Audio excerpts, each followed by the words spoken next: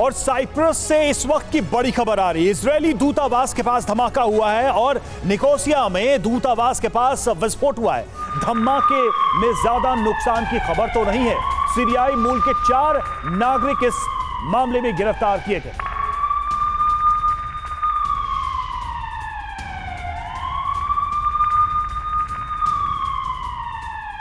और हमास के बंधक प्लान का खुलासा। जी हां, हमास लड़ाकों से मिले दस्तावेज में 7 अक्टूबर के हमले का प्लान।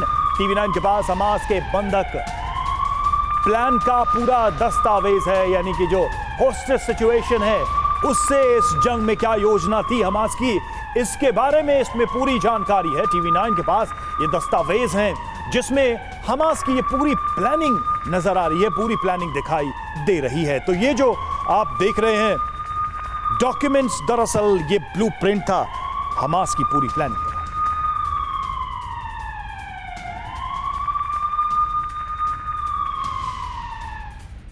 तो 8 पन्नों के इस बंधक प्लान के हर पन्ने पर लिखे खौफनाक निर्देशों की जानकारी हम आपको देने जा रहे हैं। पहला पन्ना इस खूनी दस्तावेज का परिचय देता है। दूसरे पन्ने पर असॉल्ट राइफल और रॉकेट लॉन्चर पकड़े गए एक लड़ाके की सांकेतिक तस्वीर है। तीसरे पन्ने पर बंधकों पर अत्याचार और उन्हें अलग थलग करने की जानकारी है। चौथे पन्ने की बात करें, चौथे पन्ने पर अपहरण के बाद क्या करना है इसकी जानकारी है। पांचवें पन्ने पर बंधकों को लेकर इजरायल से कैसे और क्या बात करनी है इस पर दिशा निर्देश है। छठा पन्ना हथियारों और रॉकेट लॉन्चर के प्रकारों का पाठ है।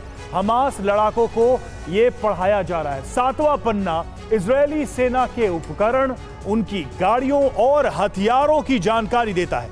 आठवां पन्ना इजरायली सेना के अलग अलग रैंक और इजरायली सेना के बड़े अधिकारियों की पहचान का तरीका समझाता है। तो ये इन पन्नों में पूरा दस्तावेज छिपा है हमास की योजना का। और हमास का बंधक प्लान कत्लेआम के 8 पैगाम क्या है, जरा उस पर भी गौर करते हैं। नंबर 1, बंधकों को जुटाना। पहला चरण, पहले से तय अलग अलग जगहों पर बंधकों को जुटाओ, ये योजना का पहला चरण था जिसके बारे में हम आपको बता रहे हैं। दूसरा चरण, सेकेंड फेज, सभी बंधकों को एक जगह लेकर आओ, ये निर्देश इसमें साफ तौर पे है। बंधकों को लेकर होस्टेज प्लानिंग जो थी। नंबर 2, दूसरा, अलग थलग कर नियंत्रित करना है। और कैसे करना है? खतरा पैदा करने वालों को मार डालो, यानी कि जिनसे थ्रेट है उनको मारो। हथियारों के दम पर दहशत फैलाओ, आंखों पर काली पट्टी और हाथ पैर बांधो। प्रवेश और निकास के रास्ते बंद कर दो। बेहोश करने की दवा का इस्तेमाल करो। कार बॉम्ब, स्नाइपर, इन सब का इस्तेमाल करो। ये निर्देश। अब बढ़ते हैं आगे। तीसरा जो उसमें इंस्ट्रक्शन है, तीसरी प्लानिंग का हिस्सा है सुरक्षा, सिक्योरिटी। तलाशी लो, यानी कि जो लोग भी हैं उनको सर्च करना है। आईडी समेत बाकी जानकारी भी जुटानी है उन हॉस्टेजेस के बारे में। महिलाओं को बच्चों से अलग करो। सुसाइड करने वाली चीज से दूर रखो, यानी वो खुद को कोई नुकसान न पहुंचाए, ये भी इंश्योर करने की हिदायत इसमें है। बंधकों का चारे की तरह इस्तेमाल करो, यानी कि होस्टेज सिचुएशन में उनको इस्तेमाल करना है।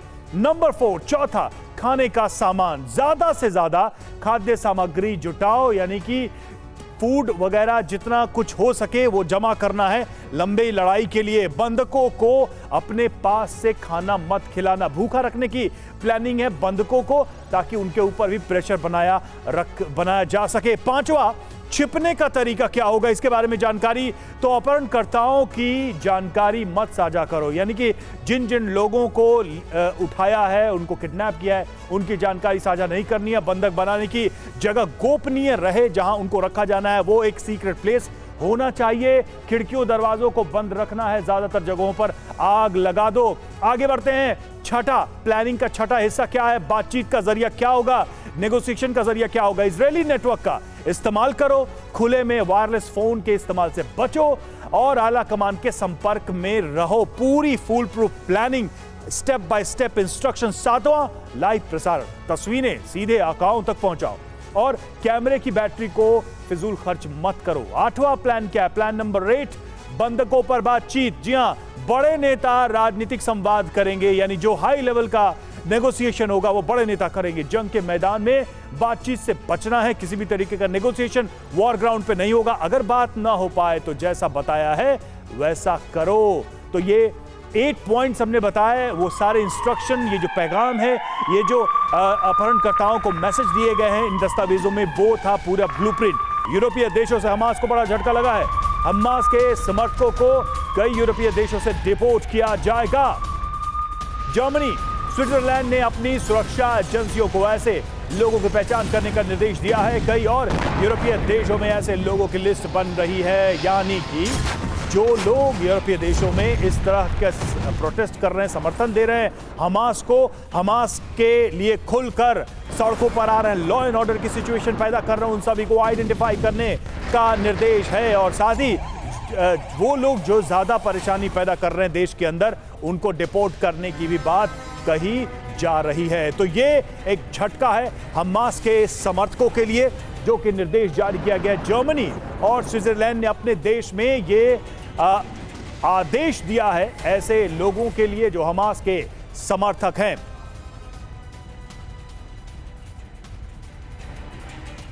और गाजा इजरायल में युद्ध में अब ड्रोन अटैक का खतरा मंडराने लगा है, यानी रूस यूक्रेन जंग की तरह दोनों तरफ से ड्रोन कहर बर पाएंगे। इसके लिए इजरायल तैयारी में जुट गया है, क्योंकि उसे अंदाजा हो चुका है कि हमास कभी भी ड्रोन से इजरायल को दहला सकता है।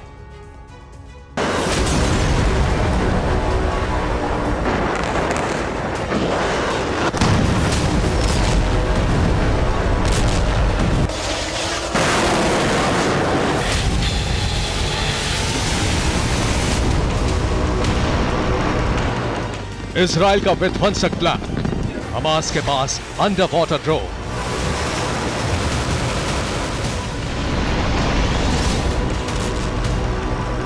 युद्ध में ड्रोन टेरर, हमास इजराइल में जंग भयंकर।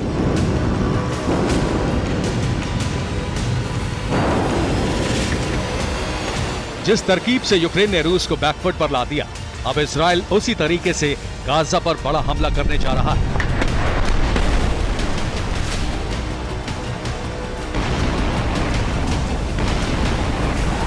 जहां एक तरफ आसमान से इजराइल ड्रोन अटैक करेगा, वहीं मेडिटेरेनियन सी से भी ड्रोन के जरिए गाजा को तबाह कर देगा। इसके लिए इजराइल ने बड़ा प्लान तैयार किया है, क्योंकि ईरान गाजा को ड्रोन की बड़ी खेप दे सकता है।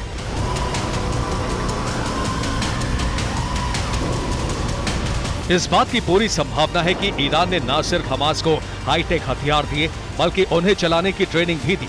CIA की एक खुफिया रिपोर्ट के मुताबिक हमास के पास सर्विलांस ड्रोन के अलावा कामिकाज़े ड्रोन की खेप है। इसके अलावा वो सी ड्रोन से भी इजराइल पर हमला कर सकता है। IDF ने खुलासा किया था कि साल 2021 में इजराइल के फाइटर जेट ने गाजा बीच के बीच एक सी ड्रोन पर हमला किया था। वो ड्रोन 30 किलो विस्फोटक से लैस था।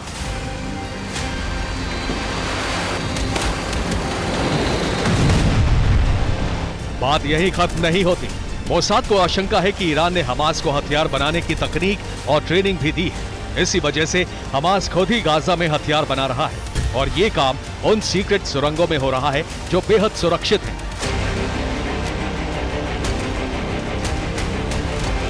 ब्रिटेन की डिफेंस मिनिस्ट्री ने कुछ वक्त पहले दावा किया था, इसकी काफी संभावना है कि हमास के पास ऐसी क्षमताएं हैं जो हमने अभी तक नहीं देखी, लेकिन बाद में देख सकते हैं, और इसके पीछे ईरान हो सकता है।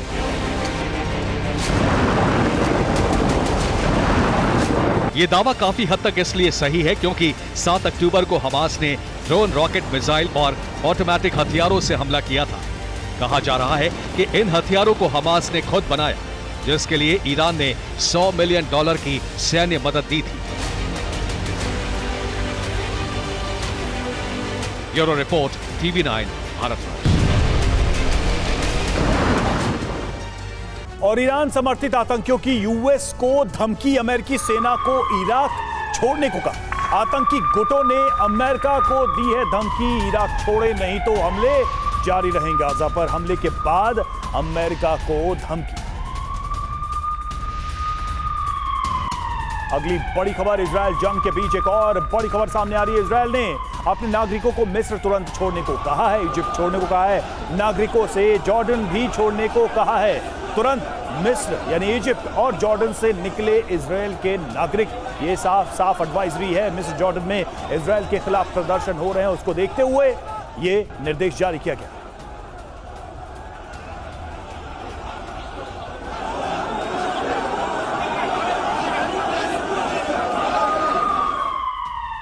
और गाजा में इजरायली हमले में भारी तबाही। बीती रात इजरायल का गाजा में बड़ा हमले में 11 फलस्तीनियों की मौत, मरने वालों में 8 बच्चे भी शामिल हैं। दीर अल बलाह में इजरायल का हवाई हमला।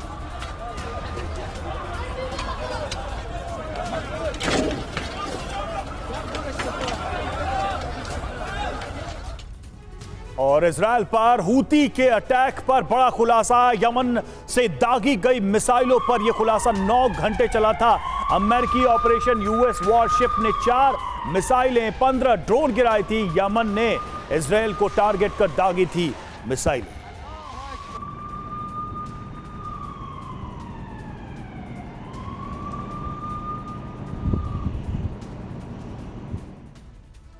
तो बड़ी बातें जानते हैं। 9 घंटे का अमेरिकी ऑपरेशन यमन, क्या बड़े फैक्ट्स हैं इससे जुड़े हुए, जल्दी से बिग वॉल के माध्यम से समझते हैं कि क्या हुआ था। 9 घंटे तक यह ऑपरेशन चला था। 9 घंटे अमेरिकी ऑपरेशन यमन से हमले के खिलाफ 9 घंटे चला था ये अमेरिकी ऑपरेशन। और अमेरिकी वॉरशिप ने 4 क्रूज मिसाइलें और 15 ड्रोन मार गिराए थे, उनको हिट किया था। यमन ने इजरायल को मिसाइल और ड्रोन से टारगेट किया था और इसके बाद से यह ऑपरेशन चलाया गया था। घटना के वक्त अमेरिकी डिस्ट्रॉयर स्वेज कैनल के पास, स्वेज नहर के पास मौजूद था। डिस्ट्रॉयर वहां पर गतिविधि कर रहा था और रेड सी के रास्ते उत्तर की ओर बढ़ रही थी। मिसाइलें और ड्रोन ये भी इंटरसेप्ट किया गया, ये भी डिटेक्ट किया और उसके बाद उनको नष्ट किया गया। और आपने जो कुछ स्वेज कैनाल के पास देखा सुना, उसकी जानकारी हम आपको दे रहे हैं। अब उन तथ्यों पर ध्यान देने की जरूरत है। जी हां, जब अमेरिका के पसीने छूटे थे इस अटैक के बाद से, और उसके बाद देखिए क्या हुआ। 4 मिसाइलें आई थी और 15 ड्रोन जिनको इंटरसेप्ट किया गया। ध्वस्त करने में सुपर पावर अमेरिका को करीब 9 घंटे का समय लग गया। 9 घंटे बड़ा समय होता है, और ऐसे में जबकि फ्रीक्वेंटली युद्ध हो रहा है और सभी अलर्ट पर हैं, तब भी ये 9 घंटे लग गए। गंभीर बात क्या है इसकी, एक विद्रोही संगठन हूती के अटैक से निपटने में इतनी मशक्कत करनी पड़ी सुपर पावर अमेरिका को। बड़ा सवाल, बड़े या मल्टी फ्रंट युद्ध के लिए अमेरिका क्या वाकई में पूरी तरह से तैयार है? क्योंकि हूतियों के इस आक्रमण में, हूती विद्रोही गुट के आक्रमण का जवाब देने में 9 घंटे लगे, जिसमें से 4 मिसाइलें थी, 15 ड्रोन थे। तो ये सवाल उठ रहे हैं क्योंकि अमेरिकी डिस्ट्रॉयर पहले से ही अलर्ट मोड में चल रहा था इस युद्ध को देखते हुए। इजरायल और हमास के बीच अब सबसे बड़ी जमीनी जंग शुरू होने जा रही है। इजरायल ने अब अपनी पूरी टैंक फोर्स को गजा फतह के लिए लगा दिया है। इजरायल की सेना ने सैकड़ों मार्कावा टैंक के साथ गाजा पर चढ़ाई शुरू कर दी है, लेकिन हमास और हिजबुल्लाह ने मार्कावा टैंकों पर हल्ला बोल दिया है। हिजबुल्लाह और हमास अपने रॉकेट बमों से मार्कावा का शिकार कर रहे हैं।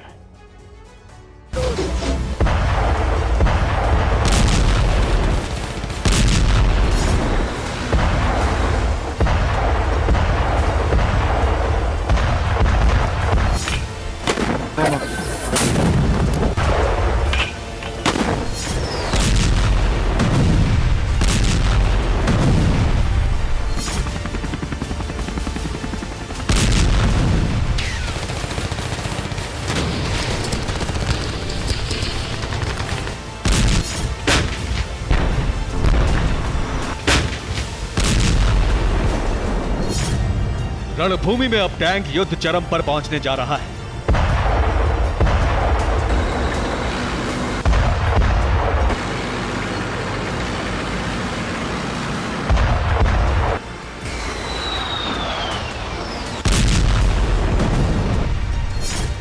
इजरायल और हमास के बीच छिड़ने जा रहे सबसे बड़े टैंक युद्ध का सबूत भी देख लीजिए।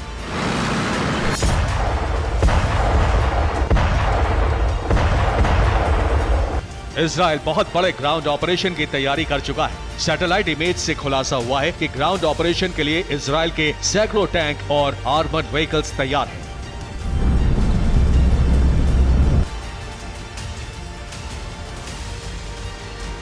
गाजा के अंदर इजरायली सेना बहुत बड़ा ऑपरेशन करना चाहती है। उत्तरी गाजा के पास इजराइल भारी सैन्य जमावड़ा कर चुका है। इसमें बड़ी तादाद में इजराइल के विध्वंसक मरकावा टैंक शामिल हैं।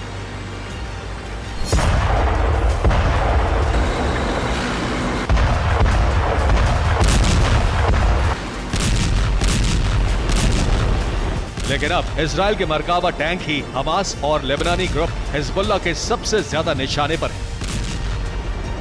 जंग के बीच हिजबुल्लाह ने बहुत बड़ा दावा किया। उसके दावे के मुताबिक लेबनान बॉर्डर पर हिजबुल्लाह ने इजराइल के 10 मरकावा टैंक को तबाह कर दिया।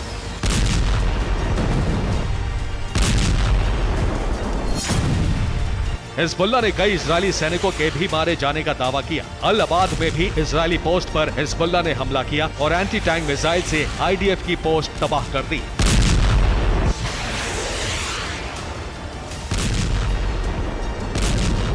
हिजबुल्लाह का दावा है कि वो इजराइल के मरकावा टैंकों पर हमला करके उसके ग्राउंड ऑपरेशन को अंजाम तक पहुंचने से पहले ही कमजोर कर रहा है।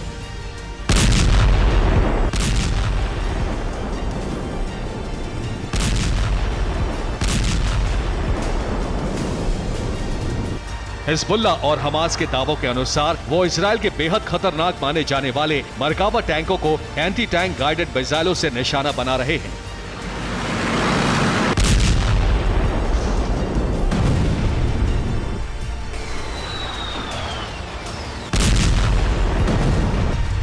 हमास की अल कस्साम ब्रिगेड ने दक्षिणी गाजा के खान यूनुस में इजराइल के टैंकों पर हमला करके उन्हें तबाह कर दिया।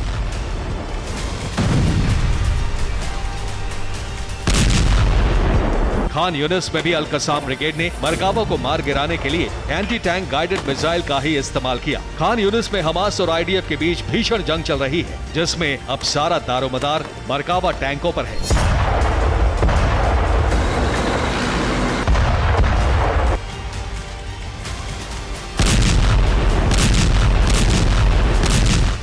इस बीच हिजबुल्लाह ने दावा किया है कि उसने पिछले 12 दिनों में 12 मरकावा टैंकों को तबाह कर दिया। वहीं हमास ने इतने ही दिनों में 20 मरकावा टैंक ध्वस्त कर दिए।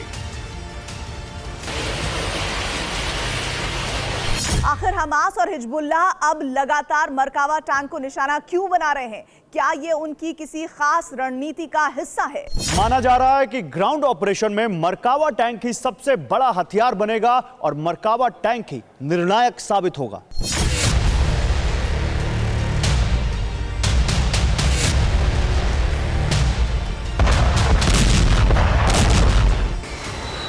एक्सपर्ट्स का मानना है कि हमास और हिजबुल्लाह मरकावा को इसलिए भी निशाना बना रहे हैं ताकि इजराइल के सबसे विश्वसनीय टैंक को तगड़ा नुकसान हो और इजरायली सेना का हौसला भी टूट जाए। वहीं मरकावा टैंक पर इजराइल को इसलिए भी सबसे ज्यादा भरोसा है क्योंकि ये ग्राउंड ऑपरेशन में काफी माहिर माना जाता है।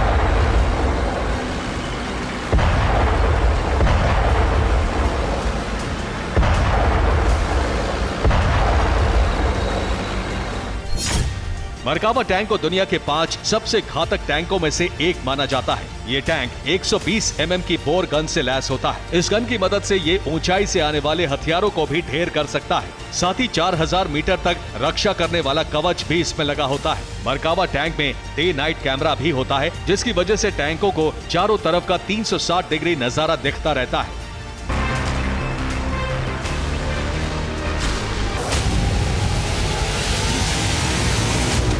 ये कहा जा रहा है कि गाजा को फतेह करने के लिए इजराइल अब इलेक्ट्रॉनिक वॉरफेयर पर बहुत यकीन नहीं कर रहा है। इसीलिए उसने अब ग्राउंड ऑपरेशन के लिए अपने मरकावा टैंकों के काफिले को गाजा की तरफ रवाना कर दिया है।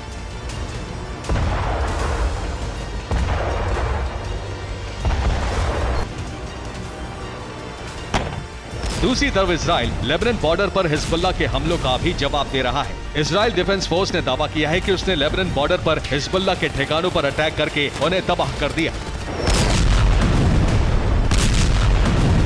इसमें हिजबुल्लाह की कुछ चौकियां भी शामिल थी। इजराइल ने दावा किया कि हिजबुल्लाह के लड़ाके हमले करने की योजना बना रहे थे, लेकिन उससे पहले ही इजरायली फोर्स ने उनके ठिकानों को ध्वस्त कर दिया।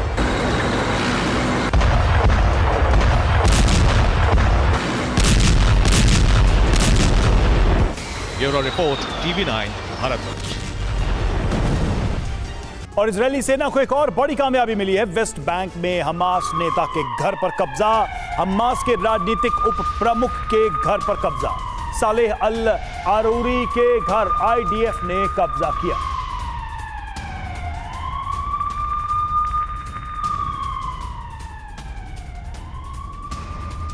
और हमास के खिलाफ इजरायल जंग को लेकर बड़ी खबर सामने आ रही है। इजरायल हमास जंग के लंबा चलने की आशंका है। आईडीएफ ने जवानों के लिए ठंडे मौसम के कपड़े जारी किए हैं। तूफान में बचाव वाले कपड़ों की सप्लाई भी की है। आईडीएफ जवानों के लिए बड़ी मेडिकल तैयारी। आईडीएफ ने सेना की तैयारी का वीडियो जारी किया है।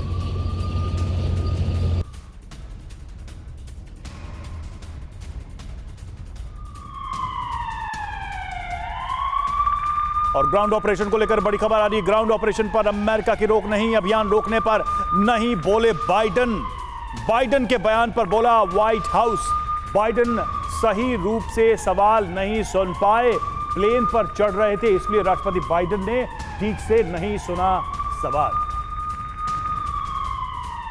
अगली बड़ी खबर का रुख करते हैं। आईडीएफ की तैयारी को लेकर यह अहम खबर है।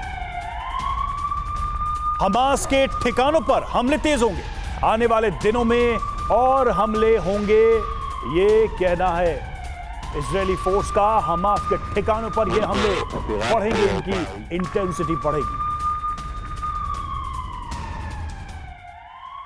और इजरायल जंग के बीच बड़ी खबर आ रही है। गाजा मिस्र राफा बॉर्डर को खोला गया। राफा बॉर्डर से ट्रकों से गाजा तक राहत सामान भेजा गया और मानवीय मदद के लिए इसे खोला गया था। गाजा से मिस्र जाने का इकलौता रास्ता है। 30 मिनट के लिए राफा बॉर्डर को खोला गया।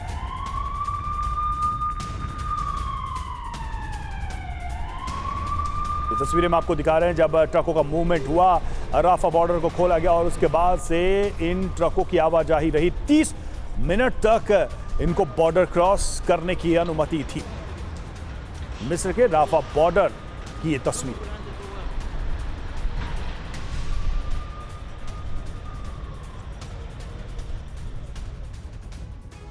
और मिस्र के राफा बॉर्डर खोलने से गाजा को कितनी राहत पहुंची और क्यों खुलने के थोड़ी देर बाद बंद हो गया, यह भी समझना बहुत जरूरी है। 30 मिनट के लिए खुला, 20 ट्रकों को राफा में एंट्री मिली। जल्दी से समझते क्या हुआ।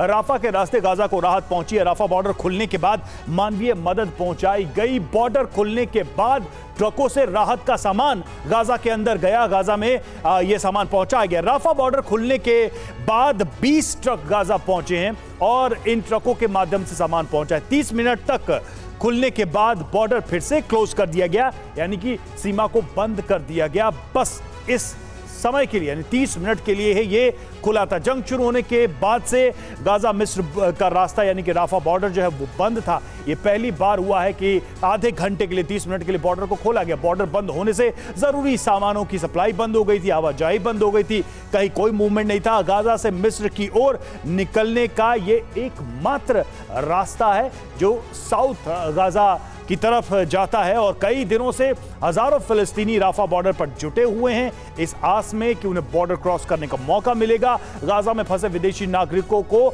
निकालने में भी मदद मिलेगी इसी बॉर्डर से। यूएन ने भी राफा बॉर्डर को खोलने की मांग की थी और ये बॉर्डर ओपन किया गया आज 30 मिनट के लिए, जिससे इन ट्रकों की आवाजाही हुई है।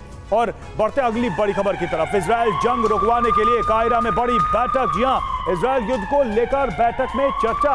सम्मेलन में इराक, कतर, मिस्र, जॉर्डन, बहरीन के साथ कई देश शामिल। अमेरिका, रूस, चीन, जापान भी शामिल।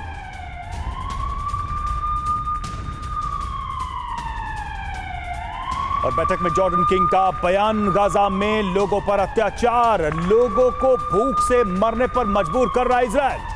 अन्याय से बना देश आगे नहीं बढ़ेगा, ये कहा गया जॉर्डन किंग की तरफ से। गाजा में लोगों पर अत्याचार किया जा रहा, जॉर्डन की तरफ से यह बयान दिया गया है।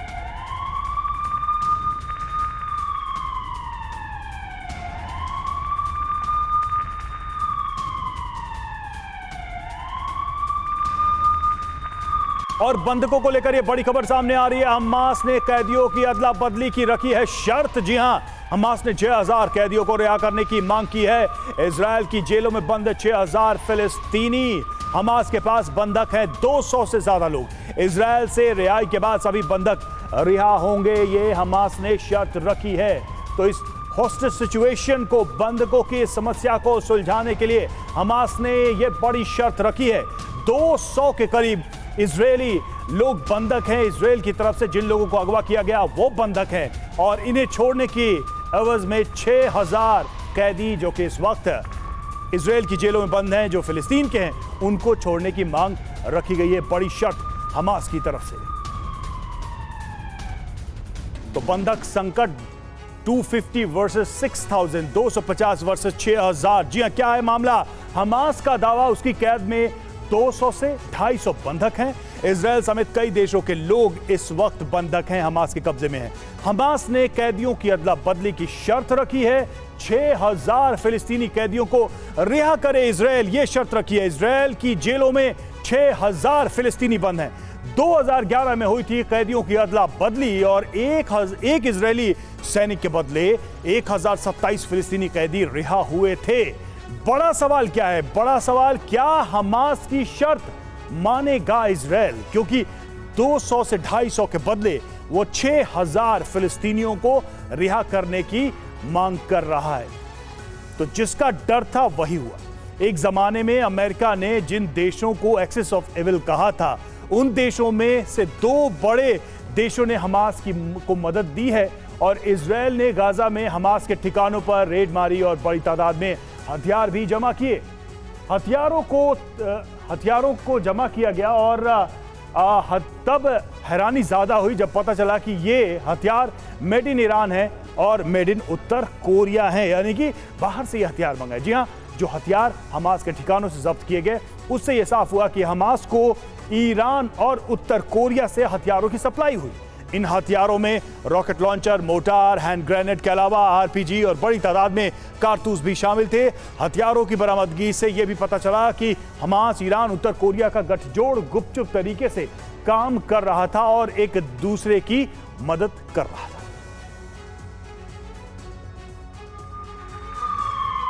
और हमास को उत्तर कोरिया, ईरान की मदद के सबूत कल मिले, लेकिन टीवी 9 भारतवर्ष ने हथियार मिलने के 24 घंटे के पहले ही बता दिया था कि गाजा में उत्तर कोरिया और ईरान के हथियार पहुंचाए जा रहे हैं और हमास के लड़ाके ईरान उत्तर कोरिया के हथियारों का इस्तेमाल कर रहे हैं। टीवी 9 भारतवर्ष की 24 घंटे पहले की ये रिपोर्ट थी। पहले ही हमने बताया था कि कैसे ईरान उत्तर कोरिया के हथियार हमास की ताकत बढ़ा रहे हैं और उसे और हिंसक बना रहे हैं।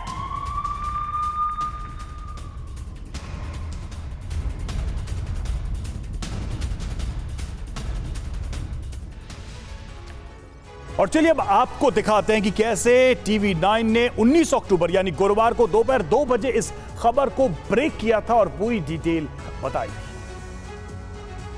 मिडिल ईस्ट के टकराव में किम जोंग उन की एंट्री नजर आ रही है। इजराइल हमले को लेकर यह सबसे बड़ा दावा, जहां हमास की मदद में जुटा है नॉर्थ कोरिया। हमले में नॉर्थ कोरिया के हथियारों के इस्तेमाल को लेकर किए जा रहे हैं बड़े दावे। नॉर्थ कोरिया के ये वो हथियार हैं जो नॉर्थ कोरिया में बने हैं, लेकिन हमास तक ये पहुंचे कैसे हैं? और यही वो हथियार हैं जिन्हें नॉर्थ कोरिया में RPG-7 लॉन्चर के नाम से जाना जाता है और ये लॉन्चर नजर आ रहे हैं हमास के लड़ाकों के हाथों में। तो जिस खबर को अब कंफर्म किया जा रहा है उसे हमने 24 घंटे पहले ही दुनिया के सामने रखा और यह खबर अपने आप में चिंता बढ़ाने वाली है। ईरान और नॉर्थ कोरिया के हथियारों का हमास के हाथ में आना। गाजा पर बैठक में बहरीन का बयान, शांति के लिए आजाद फिलिस्तीन जरूरी। मिस्र के कायरा में चल रही है बैठक।